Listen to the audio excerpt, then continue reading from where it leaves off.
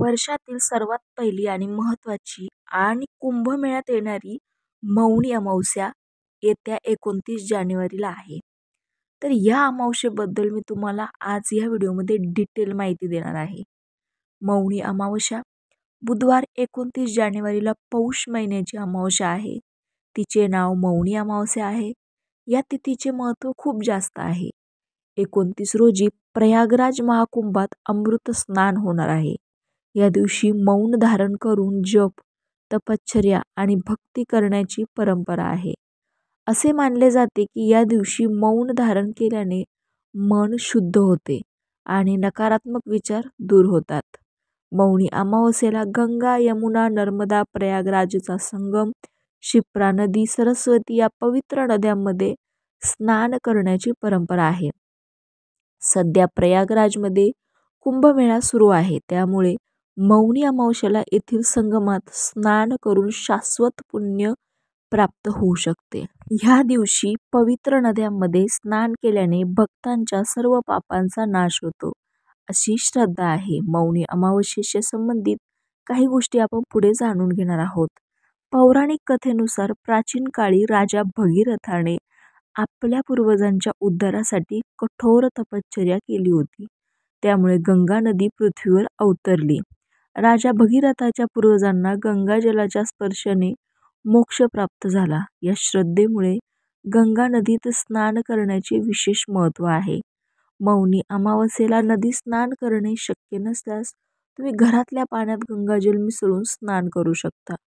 अंघोळीनंतर गरजू लोकांना पैसे, धान्य, कपडे, शूज आणि चप्पल दान करा. या तिथीला लोक मौन व्रत पाळतात, म्हणजेच दिवसभर काहीही कोणाशीही बोलत नाही आणि गप्प राहतात. मौन राहणे ही सुद्धा एक तपश्चर्याच आहे.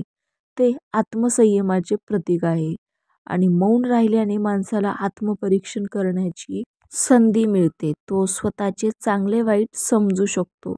शांत राहून माणूस आपल्या शब्दांनी इतरांना दुखवण्याचे टाळतो. मौन राहिल्याने मनुष्य अधिक एकाग्रतेने भक्ती करू शकतो. या तिथीला पूजा, नदीस्नान आणि दान यासोबतच पितरांचे तर्पण आणि श्राद्ध विधी करावेत.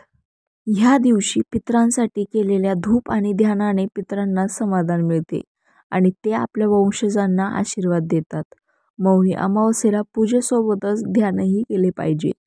मंत्राचा उच्चार करत ध्यान करता येते. प्रयागराजच्या कुंभमेळ्यात मौनी अमावस्येला विशेष महत्त्व आहे. कुंभमेळा दर 12 वर्षांनी एकदा भरतो. त्याचे मुख्य स्नान मौनी अमावस्या आहे. यावेळी मौनी अमावस्येला प्रयागराजच्या कुंभात करोडो भाविक गंगा, यमुना आणि सरस्वतीच्या संगमावर स्नान करतील. ज्योतिषशास्त्रानुसार अमावस्या तिथीला चंद्र आणि सूर्य एकाच राशीत एकत्र राहतात. 29 जानेवारीला सूर्य आणि चंद्र मकर राशीत येतील. मौनी अमावस्या आपल्याला मौन बाळगण्याचा संदेश देते. विनाकारण बोलणे टाळले पाहिजे. इतरांचे मन दुखवणारे शब्द आपण वापरू नयेत. छान गोष्टी बोलाव्या, छान शब्द वापरावे आणि गरज असेल तिथेच बोलावे. या गोष्टी लक्षात ठेवल्या तरच जीवनात सुख, शांती आणि नात्यात प्रेम नांदते. गाईला दही भात. जन्मकुंडलीत चंद्रमा कमजोर असल्यास अमावस्येला गाईला दही भात खाऊ घालावा. याने मानसिक शांती प्राप्त होते आणि चंद्र संबंधित दोषही नाहीसे होतात. तुपाचा दिवा. मौनी अमावस्येला संध्याकाळी तुळशीजवळ तुपाचा दिवा लावावा आणि तुळशीला 108 प्रदक्षिणा घालाव्यात. याने जीवनात सात्विकता येते आणि सर्व प्रकारच्या संकट आपोआपच दूर होतात. सूर्याला अर्घ्य. अमावस्या असो वा इतर कोणताही दिवस सूर्याला अर्घ्य दिल्याने दारिद्र्य दूर होतं आणि धनाचं आगमन वाढतं. पितरांना प्रसन्न करण्यासाठी सर्वप्रथम काळे तीळ पाण्यात टाकून पितरांना जल अर्पण करावे. यामुळे पितृ प्रसन्न होतात. याशिवाय या दिवशी त्यांच्या नावाने दिवा लावावा. अमावस्येला पिंपळाच्या झाडावर दिवा लावावा. असे केल्याने पितरांचा आशीर्वाद प्राप्त होतो. याशिवाय तुळशीवरही दिवा लावावा. आपल्या घराच्या दारातही पूर्वजांच्या नावाचा दिवा लावावा.